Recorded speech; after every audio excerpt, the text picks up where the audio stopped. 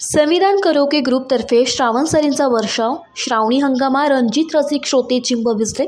सुरांच्या बरसातीने रसिक श्रोते मंत्रमुग्ध. बरसो रे मेघा मेघारे मेघारे अधिरमन झाले. घन आवाज बरसे मी वाऱ्याच्या वेगाने आले.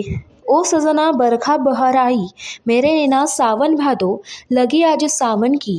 एक लडकी भीगी भीगी सी निशाना तुला दिसला ना. रिमझिम गिरे सावन मन उधाण वाऱ्याचे आज रपट जाय तो. गारवा वाऱ्यावर भिरभिर सुन सुन बरसात की धुन सुन. बरसात के मौसम में अशी एकाहून एक सरस हृदयस्पर्शी अजरामर गाणी रम्य सायंकाळी गायकांनी सादर करून रसिकांची मने जिंकली. निमित्त होते ते नाशिक रोड येथील संविधान कराओके टीम वतीने कराओके ट्रॅक गाण्यावर आधारित सदाबहार श्रावणी हंगामा रजनी चित्रपट गीतांचे रविवार दिनांक 25 ऑगस्ट 2024 रोजी नाशिक रोड येथील India security press Gymkhana hall येथे कार्यक्रमाचे आयोजन करण्यात आले होते. कार्यक्रमाचा प्रारंभी बुद्ध मूर्ती समोर प्रमुख पाहुण्यांच्या हस्ते मेणबत्ती प्रज्वलित करण्यात आली. नंतर शिल्पा बगारे यांच्या प्रथम नमो गौतमा या गाण्याने सुरुवात करण्यात आली.